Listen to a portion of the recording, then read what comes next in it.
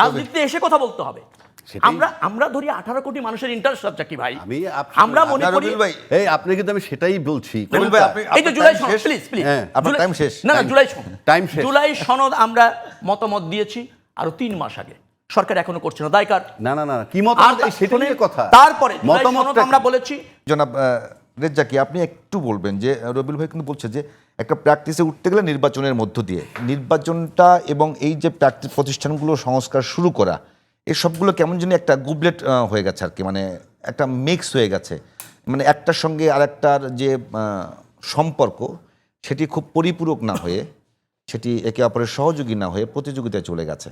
এর মধ্যে কিন্তু বাংলাদেশের নির্বাচন নিয়ে অনেক বেশি কথা হচ্ছে। নির্বাচন বা সংস্কার, এগুলো সব তো ভালো নির্বাচন, ভালো সংস্কার, ভালো বিকেন্দ্রীকরণ সবই রাষ্ট্রের জন্য। তো এই বিষয়গুলো সাংঘর্ষিক পর্যায়ে গেল কিভাবে?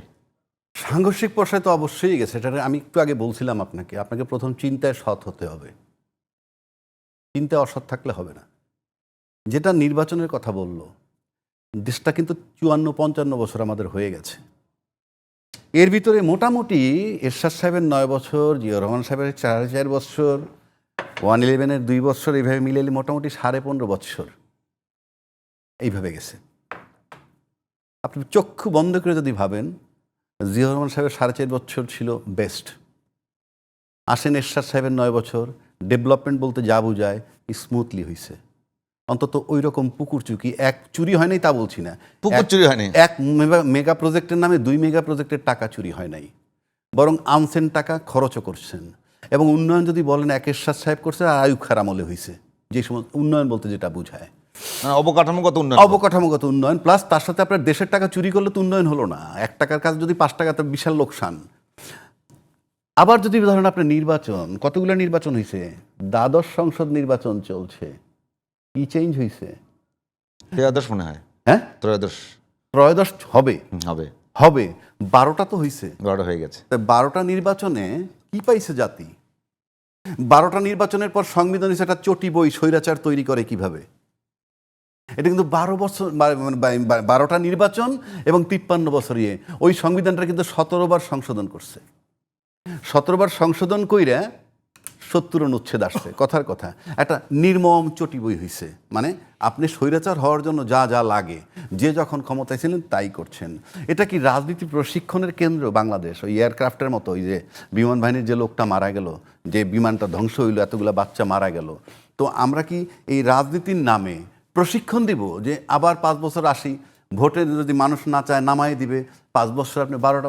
Why don't to change yourself? পরিবর্তনটা আসছে না কেন? আপনার একটা সুযোগ হয়েছে, মিস্টার এক্স ইউনূস সাহেব আলোচনার জন্য ডাকতেছে, কেন ঐক্যমত্য যেতে পারতেছি না আমরা? কেন? সংস্কার তো চান সবাই, ঐক্যমত্য যাইতে পারতেছি না কেন? তার মানে আপনি চান না।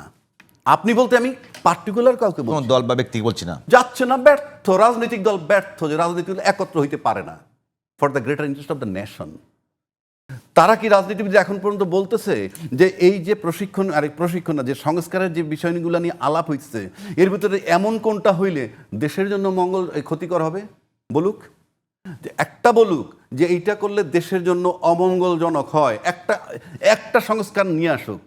এ পর্যন্ত যা আসছে, যদি এটা মানতে পারে, এটা তো মানে না আমি বলতেছি, যেহেতু আপনারা এটা তো আপেক্ষিক, আপনার কাছে ভালো লাগবে সেটা আমার কাছে খারাপ লাগতেই পারে। আমি একমত, কিন্তু এইটা তো আমাদেরকে একত্র হইতে হবে। রাজনীতিবিদ তো একটা জায়গা আসতে হবে, কি চান কি না চান, এবং নির্বাচনটা নিতে হবে। এবং সেক্ষেত্রে সবচেয়ে বড় দায় আমি দিব এই মুহূর্তে, আমি ওয়েলউইশার হিসেবে বিএনপিকে। কারণ স্টিয়ারিংয়ের সিটটায় বসা বিএনপি আজকে যে জায়গাটায় আছে, বিএনপি আমি বলবো রাজনীতির একদম স্টিয়ারিংটা ধরে সে বসে আছে। নির্বাচন নিতে হবে, আপনি বলেছেন একটা বিষয়, নির্বাচন নিতে হবে এই ধরনের। হ্যাঁ, আমি সেটাই বলতেছি। এই অভ্যুত্থান পরবর্তী দেশে সবাই ঐক্যবদ্ধ, সবাই একই ফেসিবাদ বিরোধী শক্তি, হ্যাঁ, এবং এই যে দলগুলো এখন আমি আছে, সেটাই তো বলতেছি, আপনি যদি ফেসিবাদী শক্তির বিরুদ্ধে এখন যান, তাহলে নির্বাচন আদায় করতে হবে কেন? হ্যাঁ, কেন করতে হবে সেটা বলতেছি। ওই যে আপনারা ঐক্যমত্য হইতে পারতেছেন না, আমরা তো দেখতেছি হতে পারতেছেন না। এমন যদি তো আমরা দেখি নাই যে সব ঐক্যমত হইছেন, হন নাই তো। আজকের পত্রিকাও আছে কি নিয়ে হন নাই, এটা তো আমার ডিটেলস বলার দরকার নাই। একজনে চাইতেছে পিআর সিস্টেম, আমি বলছি না এটা ভালো না মন্দ, আরেকজন বলতেছেন চাইতেছি। আপনি তো একটা জায়গায় আসতে হবে, তা না হলে সে যদি মাঠে নামে আমরা পিআর চাই, আমি কি করব? আমি ওই জায়গাটা বলতেছি, আপনাদেরকে একটা জায়গায় যাইতে হবে। যেমন এনসিপি আছে, এনসিপি কোনো দল না এখনো, বাট ছাত্র, এদেরকে আমি ছাত্র ধরি, এরা আন্দোলনের টার্নিং পয়েন্টটা তৈরি করছে। আন্দোলন চলতেছে দীর্ঘ 12 বছর, কিন্তু টার্নিং পয়েন্টটায় তারা আসছিল, ভালো কথা। আজকে দেখা যাচ্ছে NCP is becoming enemy to all, কথার কথা আমরা যা দেখতেছি, এবং তাদের বেপরোয়া কথাবার্তা আই ডোন্ট লাইক। ওই যে মুজিববাদ, মুর্দাবাদ, কিংবা শিলং থেকে অমুক আসছেন একটা কথা বলছে, আই ডোন্ট সাপোর্ট ইট। তুমি ব্যক্তিগত লেভেলে এইভাবে কথা বলতে পারো না, ব্যক্তিগত পর্যায়ে তুমি তোমার মার্কেটিং করবা, তুমি তোমার রাজনীতি নিয়ে যাবা। একইভাবে তার মঞ্চ যদি কেউ ভেঙে দেয় সেটাও ঠিক না। তা আমার রাজনৈতিক শিষ্টাচারটা কোথায়? Where is my change? আমি আপনাকে গালি দিচ্ছি, আপনি আমার স্টেজ ভেঙে দিচ্ছেন। আমার গালি দেওয়াটা অপরাধ, আপনি স্টেজ ভাঙাটা অপরাধ, মানে কি? ঢাল নাই, তলোয়ার নেই, নিজাম সর্দার, এনসিপির কিছু নাই। এখন বলবে আমি এনসিপি সাপোর্ট করি, নো, আমার তো শিষ্টাচারই চেঞ্জ করলাম না। এখন একটা তৃতীয় ব্যক্তি বসছে, তৃতীয় ব্যক্তি বলতে আমি ইউনূস সাহেবকে বলছি। উনি বলছেন, এবং ওনার যে দায়িত্বটা শিফট করে দিছে রাজনীতিবিদদের কাছে, তারা যদি আউটসাইড ইউনূস সাহেব ঐক্যমত্যে চলে আসতে পারে, ইউনূস সাহেবের কিন্তু লাগে না। হু ইজ ইউনূস সাহেব? আমরা রাজনীতিবিদরা যদি ঐক্যমত্যে চলে আসি, এভরিথিং ইজ ওকে, নির্বাচন দিয়ে দাও। তারপর একটা কথা বলি আপনাকে, এত বড় একটা অভ্যুত্থান হইল, 1400 লোক, 2000 লোকের প্রাণ গেল, যে মায়ের বুক খালি হলো, যে তার ভাই হারাইলো, তারা বলতেছে একটাই তো কথা, ওনারাও তো বলেন দলমত নির্বিশেষে সবাই এই আন্দোলনে শরিক হয়েছে, ওনাদের লোক 427 জন মারা গেছে শুধু এই আন্দোলনে। তাহলে আপনারা যে আন্দোলন করলেন, কেউ কেউ বলে এটা সংবিধান বিরোধী, কিংবা এটা আইনে পড়ে না, এটা আবেগী অভ্যুত্থান, কি আইন দিয়ে হয়? এই কোনো সেন্সেবল লোক যদি যা বলে, আপনি সেই পলিটিশিয়ানকে কি বলবেন? অভ্যুত্থান কি আইন দিয়ে হয়? সামরিক শাসন কি আইন দিয়ে হয়েছে? এই যে নির্বাচিত সরকার বারবার বলে, এই যে সামরিক শাসন আসলো, 111 আসলো, এইটা কি অন্য সামরিক শাসন সরাই আসছে, গণতান্ত্রিক লোক সরাই আসছে, নির্বাচিত প্রতিনিধি সরাই আসছে? এখন যে জায়গাটা আমি আপনাকে বলতে চাচ্ছি সেটা হইল, আপনি যদি এই জুলাই সনদ আপনি সংবিধানে না ঢুকান, 30 বছর হইলেও তো এটার বিচার হবে, যখন তার 70 বছর হবে তার মৃত্যুদণ্ড হবে, অথচ গোটা রাষ্ট্র এটাকে অ্যাপ্রুভ করছে। সেই সনদটা এটা সংবিধানে ঢুকবে না কেন? আমি যদি ভোট দিতে যাই, আমিও তো এই প্রশ্নটা করব, আমার ভাই হারাইছে, আমার বোন মারা গেছে, এই সনদ ঢুকবে না এমন কোনো কথা কোন রাজনীতিক দল বলেছে? ওখানে বলা হয়েছে না, সনদ সংবিধানে ঢুকবে, একমত হয়েছে।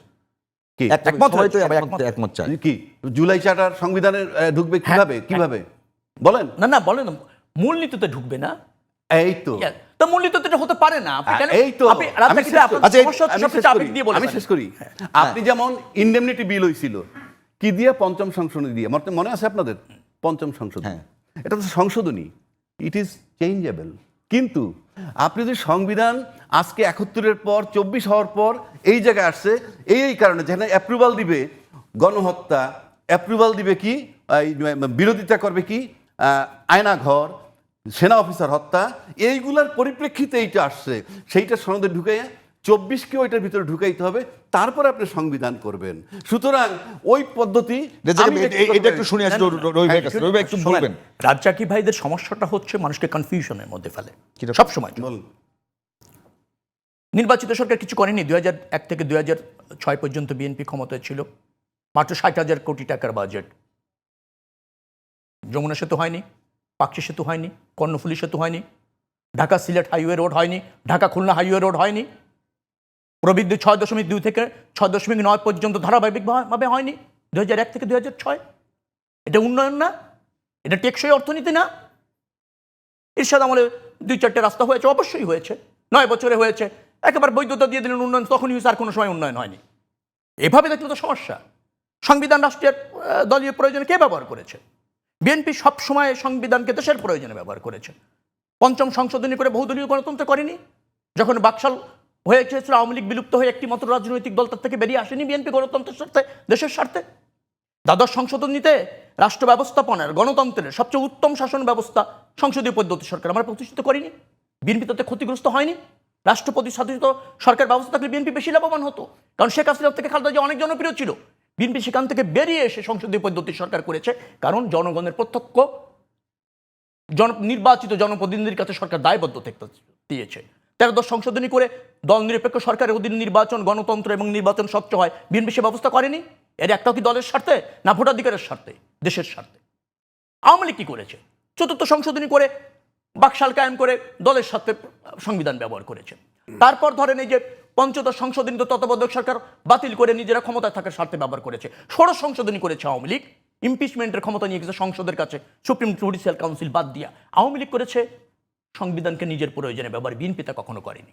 রাজ্জাকিরা সাহেব ওই সময় যে বলে যান সংস্কার প্রয়োজন, আমাদের চেয়ে আগে বেশি উপলব্ধি করেছেন সংস্কার, গলা তো ফাটায় ফেলছেন সংস্কার। শেখ হাসিনা থাকাকালীন আমরা বলেছি সংস্কার হতে হবে, আমরা বলেছি যে 2বারের বেশি প্রধানমন্ত্রী কেউ থাকবে না, আমরা বলেছি রাষ্ট্রপতি এবং প্রধানমন্ত্রীর ক্ষমতার ভারসাম্য করতে হবে, আমরা বলেছি 70 অনুচ্ছেদে আমরা পরিবর্তন করবো, করেছি না? তা আমরা আগেই উপলব্ধি করেছি, ফ্যাসিবাদ থাকার সময় থেকে উপলব্ধি করেছি রাজ্জাকি ভাই। এখন সংস্কার আপনি বলছেন, সংস্কারের প্রস্তাবনা যদি এরকম হয়, ছোট্ট একটা দল করেছি, ভোট পাবো না, ও দরকার নেই, প্লিজ ওটা দরকার নেই। প্লিজ ভোট পাবো না, কিন্তু ক্ষমতার অংশটা হতে চাই। যার একদিন, যে দলের একজন মেম্বার অফ পার্লামেন্ট একদিন সংসদে যায়নি জনগণের ভোটে নির্বাচিত হয়ে, একদিন রাষ্ট্র পরিচালনার ক্ষমতা নেই, একদিন রাজনীতির ক্ষমতা নেই, তাদের কাছে যখন আপনি অভিজ্ঞতা নেই। সংস্কারের ওই ব্যক্তি গোষ্ঠীর ভাবনার কল্পনা সংস্কার হিসেবে চাপিয়ে দিলে সেটা কতটুকু যৌক্তিকর সে ভাবার বিষয় বিএনপি রয়েছে। কারণ বিএনপি বারবার রাষ্ট্র ব্যবস্থাপনায় অভিজ্ঞ রাজনৈতিক দল, জনপ্রিয় রাজনৈতিক দল, বারবার নির্বাচিত হওয়া রাজনৈতিক দল, তার দায়িত্ব রয়েছে, দায়বদ্ধতা রয়েছে জনগণের কাছে। শুধুমাত্র ব্যক্তি রাজ্জাকির সমালোচনাটাকে আমরা আমলে নেই, পরিবর্তন হতে চাই, কিন্তু সেটা আমাদের জন্য শিরোধার্য না। রাজনীতিতে এসে কথা বলতে হবে। আমরা ধরি 18 কোটি মানুষের ইন্টারেস্ট রাজ্জাকি ভাই, আমরা মনে করি এই আপনি কিন্তু আমি সেটাই বলছি। রবিউল ভাই, আপনি এই যে জুলাই সনদ, প্লিজ প্লিজ, আপনার টাইম শেষ। না জুলাই সনদ, টাইম শেষ। জুলাই সনদ আমরা মতামত দিয়েছি আরো 3 মাস আগে, সরকার এখনো করছে না, দায় কার? না না না, কি মতামত, এই সেটা নিয়ে কথা। তারপরে জুলাই সনদ মতামতটা আমরা বলেছি যে দ্রুততম সময়ের মধ্যে দাও। মতামতটা সংবিধানে কি? প্রথমে চিন্তা ছিল এটা রাখা যাবে না, পরবর্তীতে আমরা মনে করেছি যে একটা গণঅভ্যুত্থান সেটা সংবিধানের যে জায়গায় থাকলে এই জাতির অর্জন হয়, যারা গণঅভ্যুত্থানের সাথে জড়িত তারা স্বীকৃতি নিশ্চিত হয় এবং ধরেন তাদের নিরাপত্তা নিশ্চিত হয়, সেটা বিবেচনা করে। গণঅভ্যুত্থানে তো আমাদের চেয়ে বেশি সাপার আর কেউ না, শেখ হাসিনার সাপারে তাহলে সেটা- শোনেন, এই তো, তাহলে আমার মতো সেটা নিয়ে একজন তো ব্যক্তি দেরি রবি, হচ্ছে রাজ্জাকি কেন? ভাই আমার মতো একজন ব্যক্তি রবি, ছোট্ট একটা মাঠ পর্যায়ের নেতা, 193টা মামলা, 97 দিন রিমান্ড খেটেছি। তারপরে আপনারা শোনেন, দ্বিধা করতেছেন। শোনেন, 97 দিন রিমান্ড কেটেছি, 9 বার গ্রেপ্তার হচ্ছে, 4 বছর 3 মাস 9 বারে জেলে থেকেছি, 3 দিন ঘুম থেকেছি। দণ্ড তো হয় নাই, দণ্ড আমাদের হয় চেয়ে- নাই। শোনেন, আমাদের চেয়ে এই সাফারার আর কেউ না।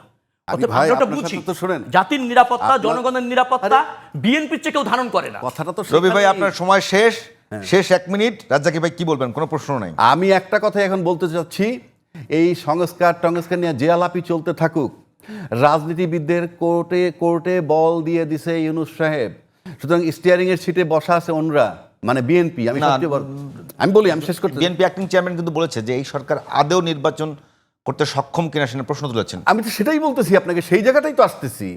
অর্থাৎ রাজনৈতিক ঐক্যমত্য স্টিয়ারিং এর সিটে বসা আছে বিএনপির মতো একটা বড় দল, সুতরাং সে কিভাবে সবাইকে নিয়ে একটা নির্বাচন আদায় করে নিবে সেটা হইলো তাদের কাছে আমাদের। না রাজ্জাকি ভাই, শেষ সময় আপনাকে একটু ডিস্টার্ব করতে হচ্ছে। হ্যাঁ, এখন করেন। প্রশ্ন হলো, বিএনপি নির্বাচন চাচ্ছে, নির্বাচন যেতে চায়, এখন যদি অন্য দলগুলো যারা আছে জামাত সহ তারা যদি বলে যে পিআর ছাড়া নির্বাচনে যাব না, এই নির্বাচন কেমনে হবে? রাইট, তাহলে কি হবে? তাহলে কি মারামারি তার মানে হবে? BNP কে রাখেন, তাহলে রাখেন, ঠেকানোর জন্য হচ্ছে না? আপনার তর্কের খাতি আমি অ্যালাউড, আপনি অ্যাপ্রুভ করতেছি। উনি বললো যে নির্বাচন চাই, আমিও চাই নির্বাচন, গণতান্ত্রিক দেশে। জামাত বললো পিআর সিস্টেম ছাড়া যাব না। তাহলে দুই মাথা যদি মারামারি হয়, আপনি কল্পনা করেন মারামারি কি হবে? ইউনূস সাহেবের ঠেকাটা কি?